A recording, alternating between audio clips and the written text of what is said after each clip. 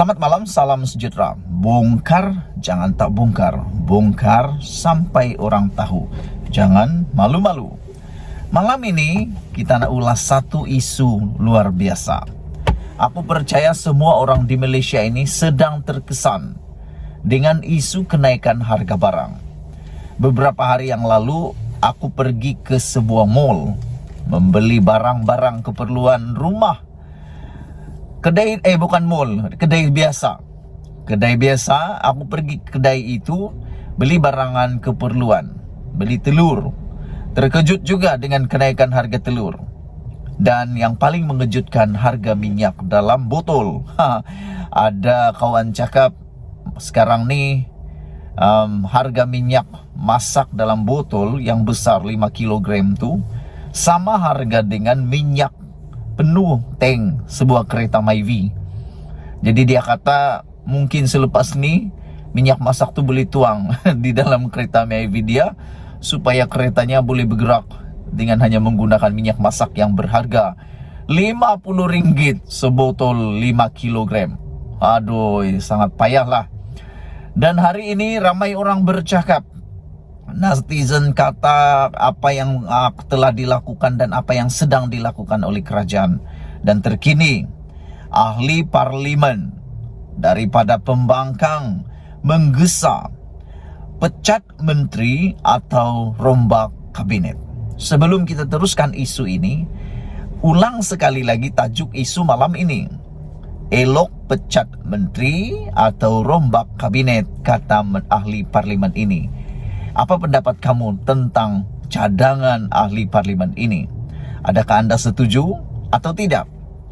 Pada pendapat saya, tentang pecat menteri atau rombak kabinet ini terpulang. Ada pro dan kontranya. Kalau pecat, kalau rombak kabinet, tapi harga barang tetap turun, tetap naik turun pula, tetap naik juga. Apa faedahnya pecat dan rombak kabinet? Apa faedahnya? Kalau kita pecat dan kita rombak kabinet, harga barang boleh turun, itu bagus. Malangnya, menurut teori ekonomi, barang boleh naik harga, tapi jarang-jarang dia boleh turun semula harga. Satu benda yang boleh turun di Malaysia ini dengan begitu cepat, yaitu hujan. Kamu setuju atau tidak, tak tahulah. Itu terpulang pada kamu. Tapi yang pastinya adalah harga barang membebankan rakyat pada masa ini. Nak pecat atau tidak terpulang pada Ismail Sabri Yaakob, nak rombak atau tidak terpulang pada Ismail Sabri Yaakob. Tetapi kalau menteri itu memang tidak perform, tidak berkualiti, dan mungkin tidak mempunyai idea, tidak cekap, mungkin bagus juga dipecat ataupun kabinet dirombak untuk dapat mengimbangi, dapat menyelesaikan masalah kenaikan harga barang ini. Ahli Parlimen Batu P. Prabakaran hari ini menggesa Perdana Menteri Ismail Sabri Yaakob melakukan rombakan kabinet atau memecat menteri dalam usaha memulihkan ekonomi Malaysia. Dia mempersoalkan peranan jemaah menteri pada masa ini. Apabila hanya menubuhkan jawatan kuasa khas kabinet untuk menangani kenaikan harga barang. Kalau semua menteri-menteri ini tubuh jawatan kuasa sahaja sebagai satu penyelesaian, nak buat kajian-kajian apakah tugas menteri-menteri dan timbalan menteri sebenarnya, katanya lagi. Elok mereka letak jawatan ataupun Perdana Menteri pecatlah atau reshuffle kabinet supaya ada menteri-menteri dan timbalan menteri yang layak mentadbir negara atau mentadbir kementerian masing-masing. Sebagai rekod, pernah Ismail Sabri Yaakob membuat rombakan, yang mana sebelum ini antara yang pernah dirombak adalah Kementerian Kesihatan Malaysia. Sebelum ini menterinya lain, tetapi telah dirombak dan digantikan oleh Khairi Jamaluddin. Hasilnya anda boleh cakap dan tentukan sendiri. Aku tak nak kata, anda sendirilah yang menilainya. Masing-masing ada penilaiannya sendiri. Saya mohon Perdana Menteri buat rombakan kabinet secepat mungkin, kata Prabakaran, supaya ekonomi kita stabil. Katanya sambil disambut sorakan orang ramai pada Perhimpunan Aman membantah kenaikan harga barang hari ini. Perhimpunan Anjuran Pemuda PKR dan disokong Persatuan Pengguna Islam Malaysia PPIM itu diadakan di luar Kompleks Sogo di Kuala Lumpur. Mereka menuntut kerajaan mengekalkan subsidi, menghentikan politiking dan menangani isu kartel antarabangsa dalam kenaikan harga barang. Dalam pada itu, Prabakaran berkata, jemaah menteri pada masa ini tidak berfikir di luar kotak dalam mengatasi isu kenaikan sara hidup.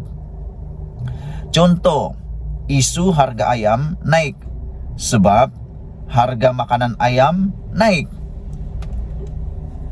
Jagung dan soya naik. Kenapa harga jagung dan soya naik? Sebab kita import dari Amerika, sedangkan kita boleh tanam sendiri, kata Prabakaran. Yang ini aku setuju. Kenapa Malaysia yang penuh dengan tanah yang subur, dengan cuaca khatulistiwanya yang hebat, dengan adanya sumber tanah yang luas, pekerja yang mahir menanam jagung, kenapa kita tidak tanam jagung? Aku teringat dulu masa Pak Lah menjadi Perdana Menteri, beliau pernah cuba untuk menjadikan Malaysia sebagai sumber pertanian terbesar ataupun menjadikan Malaysia sebagai negara pertanian selain daripada industri. Namun tiba-tiba aku hairan juga, ianya terencat dan seakan-akan tidak diteruskan. Hari ini kita kekurangan bahan pertanian. Antara yang paling disebut adalah jagung dan soya. Ini semua diperlukan untuk ayam. Akhirnya terpaksa pula kita membeli daripada negara luar. Kenapa ayam hanya boleh makan jagung dan soya sahajakah? Ia tak boleh makan benda lain ke? Kata Prabakaran. Kita ada banyak produk tempatan untuk makanan ayam. Kenapa kita tidak empower tu? Katanya. Itulah yang dia katakan. Ramai menteri, tak tahulah siapa menteri yang dia cakap ni, yang tak berfikir di luar kotak katanya. Mereka hanya berfikir di dalam lingkungan kotak, atau lebih kurang sudah selesa dengan pemikiran sedia ada, kata Prabakaran.